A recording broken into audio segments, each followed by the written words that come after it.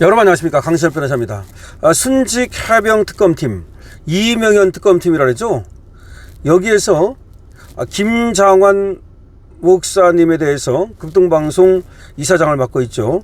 참고인 신분으로 나와서 조사받을 것을 요구했다고 합니다. 지금 출석 여부 일시 등에 대해서는 지금 이명현 특검팀에서 확인할 수 없다라고 알려주질 않는데요. 다만 지금 특검팀은 지난 7월 김 목사 자택과 극동방송 사무실을 압수수색해서 2023년부터 7월부터 9월까지 김장환 목사님이 윤석열 전 대통령과 그리고 이종섭 전 장관 그리고 임종근 전 사단장 등과 여러 차례 통화한 내역을 확인했다, 이렇게 얘기를 하고 있습니다. 아무래도 이제 목사님이니까 윤석열 전 대통령, 이종섭 전 장관, 임종근 전 사단장 등등과 아마 전화를 하면서 또 의료도 하고 그랬는지는 모르겠습니다만은 김장환 목사가 임종근 사단장 그리고 이종섭 전 장관의 로비 통로였고, 그래서 김장환 목사가 윤석열 전 대통령한테 로비를 했다, 뭐 그런 어떤 의혹을 지금 갖고 있다는 겁니다. 그래서 특검팀은 압수물 분석을 마치고 김장환 목사를 비롯한 극동방송 등 개신교계 관계자들을 불러서 당시 최상병 사건 수사에 개입이 있었는지를 확인하겠다는 것인데요. 이 파장이 어마어마할 것으로 예상이 됩니다. 최상병 특검 같은 경우에 사실은 말이죠, 이거는 검찰에서도 거의 다 수사가 끝났던 건데 이거를 끄집어내 가지고서 목사님들까지 지금 이렇게 또 교회 관계자들까지 압수수색을 하는가 하면 또 참고인으로 부르고 이렇게 하고 있는데요. 이게 광란이 아니냐. 교회에 대한 압수수색이라고 하는 것은 참으로 이거는 아주 신중해야 되는 건데요.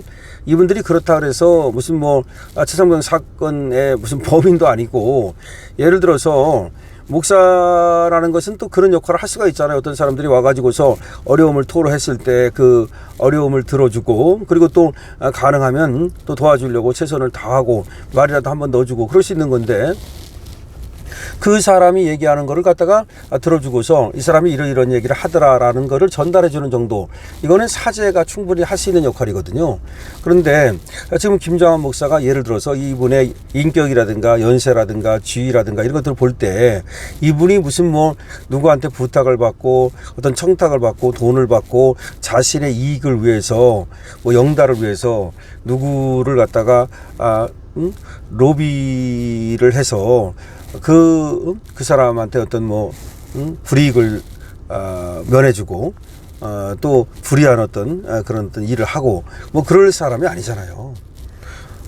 지금 그거예요. 아마 김장환 목사님 같은 경우는 윤석열 전 대통령하고도 상당한 이 친분이 있었고, 근데 보통은 목사님들은 말이죠, 원로 목사님들은 어느 정권이든지 또 조찬 기도회라든지 여러 가지가 있고, 그래서 또 그 정치 지도자들을 위해서 기도도 하고 그러다 보니까 어느 정도 이렇게 가까운 그런 사이로 지내요.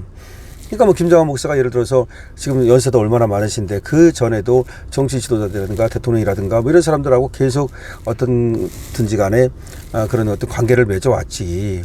그런 사람들하고는 전혀 관계를 맺어오지 않았는데 윤석열 대통령하고만 특별한 어떤 관계를 맺고, 그리고 윤석열 대통령에 대해서 특별한 어떤 그 인적 네트워크를 형성한 다음에 자기가 가지고 있는 그걸 이용해가지고 인적 네트워크를 이용해가지고서 임종건이라든지 이종섭을 위해서 무슨 로비를 했다, 그게 아니잖아요. 그렇다면 글쎄 이렇게 압수수색을 해가지고서 로비 창구로 지금 이 김장환 목사가 활동을 했다, 그걸 알아보겠다, 그래서 피의자로 불러가지고 만약에 또 여차하면 지금 참고인으로 불러가지고 여차하면 피의자로 지금 전환하겠다, 이런 얘기인데, 이거 참 벌써 사납습니다. 더군다나 손연보 세계로 교회 목사님을 또 지금 9월 8일 날 영장실질 심사를 하겠다고 그러고, 근데 그것도 사실은 공직선거법이거든요. 공직선거법이라는 게 이게 무슨 그렇게 영장을 청구할 정도냐, 이것도 지금 엄청나게 말이 많지 않습니까? 더군다나 그 지금 교육감 후보로 나간 한쪽 어떤 그 후보를 갖다가 불러가지고 대담을 했다는 건데, 그걸 가지고 지금 영장까지 친다는 것은 누가 봐도 이상하다는 거죠. 그렇기 때문에 결국 손현보 목사님이 세계로 교회를 이끌면서 지난번에 탄반, 그러니까 탄핵 반대, 이런 어떤 운동을 한 것에 대한 괘씸죄가 작용한 거 아니냐라는 얘기가 나오고 있는 겁니다.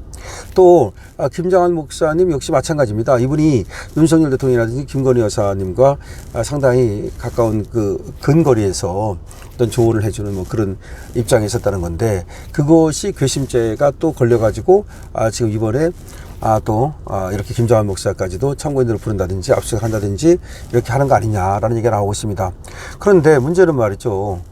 지금 손현보 목사에 대한 구속영장이라든지 김장한 목사에 대한 또 이 소환 통보라든지 이런 것들이 대한민국의 종교의 자유가 없구나, 대한민국에서 종교 탄압이 이루어지고 있구나, 이런 것들을 갖다가 오히려 전 세계에 선전하는 그런 꼴이 되고 말았어요. 그래서 지금 미국의 마가 그룹은 말이죠, 한국에서 일어나고 있는 이 교회 탄압, 이거에 대해서 절대로 이거 자시하지 않겠다는 입장을 보이고 있는데요. 심지어 현대차에 대해서, 조지아 공장에 대해서 트럼프가 급습을 했잖아요. 장갑차하고 헬기까지 가지고. 그게 바로 한국에서 일어난 이 교회 탄압에 대한 보복 아니냐라는 얘기까지 나오고 있고요. 한국에서의 교회 탄압이 계속되는 한 관세 협상이라든지 이재명과의 트럼프와의 어떤 협상은 물 건너 갔다는 얘기가 나오고 있는 겁니다. 그런데 특검팀은 그런 걸 아는지 모르는지 말이죠, 이재명 오히려 엿먹으라고 그러는 건지 모르겠습니다만은 계속해서 저렇게 오버를 하고 있단 말이에요. 보통 말이죠, 저렇게 원로 목사님 같은 경우는 저번에 압수수색을 통해서 뭐가 나왔으면은 그걸 갖다가 서면 조사라는 것도 있고, 얼마든지 또 다른 방법으로 조사를 할 수도 있는데, 굳이 소환 통보를 해가지고서 말이죠, 그렇게 저런 분이 또 지금 뭐 포트라인에 서는 이런 모습을 연출하려고 그러는 건지 모르겠습니다. 그러다 보니까 불교계에서도 이걸 갖다가 종교 탄압으로 지금 받아들여 가지고 총 벌기를 한다는 얘기도 나오고 있고, 다만 기독교계가 이상해요. 기독교계가 저렇게까지도 지금 탄압을 하고 들어오는데, 여기도 순복음교회가 지금 그리고 또 극동방송의 김장한 목사라든가 내지는 세계로교회라든가, 거기도 말고도 뭐 지금 또 정강원 목사 교회라든가 또 파주의 참전 교회라든가 뭐 이런 교회들이 지금 우리나라에서 5개의 교회가 털렸거든요. 그 다음에 극동방송까지 해가지고 5개. 그런데도 불구하고 여기에 대해서 그야말로 그 정권을 정말 그 무도한 교회 탄압을 갖다가 성토하는, 그리고 여기에 대해서 반대하는 이런 얘기가 별로 나오지 않는다는 게 참 이 나라의 어떤 이 교계도 상당히 지금 타락하지 않나.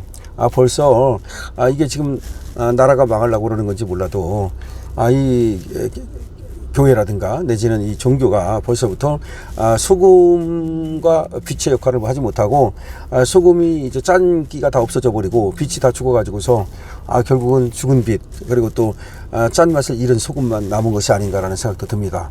어쨌든 김장한 목사에 대한 소환 통보가 이루어졌다는 소식, 그리고 또 손현보 목사에 대한 구속영장이 청구됐다는 소식이 세계로 지금 일파만파 퍼져나가고 있는데요.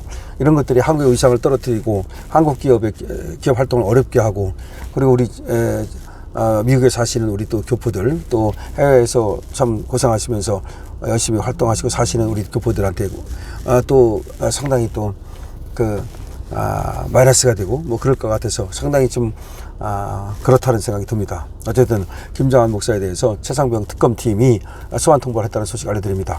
세계로 목사, 세계로 교회 또 손현보 목사에 대해서도 지금 또 구속영장이 청구됐다는 소식도 여러분께 또 저번에 알려드렸지만 다시 알려드립니다. 교회 탄압, 어쨌든 이것이 가져올 후폭풍은 어마어마할 거라고 생각이 드는데요. 여러분들께서 많은 댓글 달아주시고요. 그리고 여기에 대해서 의견도 주시기 바랍니다. 그리고 강신호TV에 대해서는 여러분들께서 좋아요와 구독으로 응원해 주시기 바랍니다. 강신호TV 쇼핑몰 열려 있습니다. 강신호TV입니다.